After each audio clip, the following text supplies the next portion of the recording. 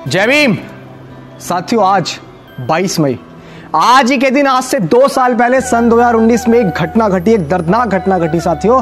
वो घटना थी जिससे मैं आपको रूबरू कराना चाहता हूं साथियों। एक हमारी बहन जिसका एक शारीरिक रूप से कमजोर एक भाई था, उसकी एक मां थी और उस भाई को देखकर वो बहन डॉक्टर बनना चाहती थी। और जिस समुदाय से वो बहन थी, उस समुदाय में वो पहली ऐसी लड़की थी जो पोस्ट ग्रेजुएट हुई और पोस्ट ग्रेजुएट होकर वो और पढ़ लिख कर साथियों डॉक्टर भी बनी। और डॉक्टर बनने के बाद उस बहन को ये नहीं पता था कि जिस समाज से वो आती है, आदिवासी समाज से, उसको सिर्फ आदिवासी होने का इतना बड़ा तंज झेलना पड़ेगा कि उसको मानसिक रूप से प्रताड़ित किया गया, उसको जातिगत तौर से सताया गया, कास्ट को लेकर उसको प्रताड़ित किया गया साथियों। और प्रताड़ित करने वाला कोई और नहीं, वही पढ़े लिखे जिस हॉस्पिटल में वो वर्क कर रही थी, उसी हॉस्पिटल की 3 सीनियर डॉक्टर्स। वो हॉस्पिटल था साथियों BYL नायर हॉस्पिटल, जो मुंबई में है। और साथियों वो बहन कोई और नहीं, हमारी बहन पायल तड़वी थी। वो केस आपने सुना होगा कि 2 साल पहले पायल तड़वी जिसने फांसी लगाकर आत्महत्या कर ली, लेकिन क्या वाकई वो आत्महत्या थी? आज तक वो राज बना हुआ है। और ये भी है कि जब बाद में सारी चीजें हुई तो ये भी पता लगा कि पीठ पे चोट के निशान भी हैं।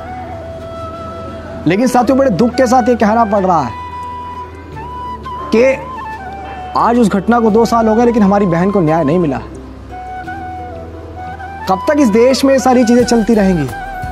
बहन पायल तड़वी को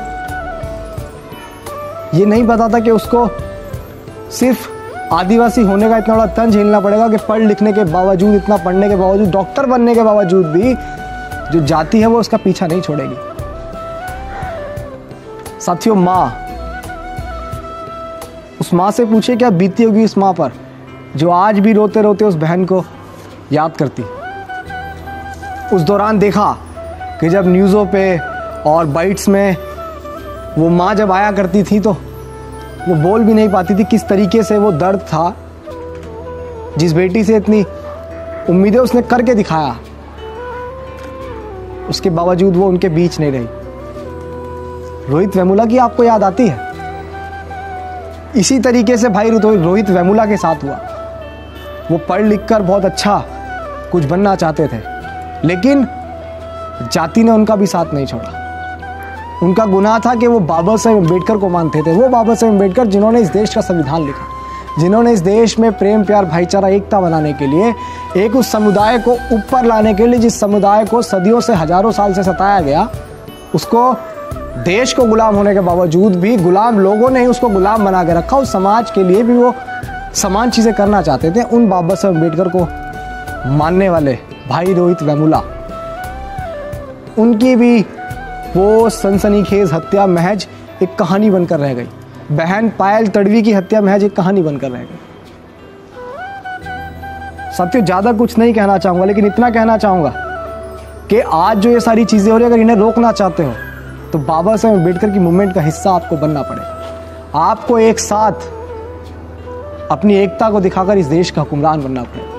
वरना साथियों जिस तरीके से पायल तड़वी हमारे बीच से गई है, भाई रोहित वेमुला हमारे बीच से गया, भाई रमन वाल्मीकि हमारे बीच से गए, बहन मनीषा वाल्मीकि हमारे बीच से गए, और तमाम ऐसे लोग जो जाति का, जिस जाति के वो हैं, उस जाति की वजह से वो उसका शिकार हुए हैं, वो लोग हमारे बीच से गए हैं। ऐसे ही चलता रहेगा। कल को हमारी बारी होगी, आपकी बारी होगी, आपके भाई की बारी हो सकती है, आपकी बहन की बारी हो सकती है, सिर्फ किस लिए? जाति की वजह से। तो आज साथियों 22 मई बहन पायल तड़वी की शहादत दिवस पर उन्हें हमारा कोटि कोटि नमन। वो हमारी यादों में हमेशा अमर रहेंगे। मैं चाहूँगा कि आप भी बहन पायल तड़वी के शहादत दिवस पर उन्हें आदरांजलि अर्पित करें और बहन को याद करें। और शायद आज भी आपकी आंखें नहीं खुली तो फिर कभी नहीं खुलेंगी। ये शोषण, ये अत्याचार, ये बलात्कार जैसी घटनाएं, दिन दहाड़े ये हत्याएं होती रहेंगी, रुकने वाली नहीं।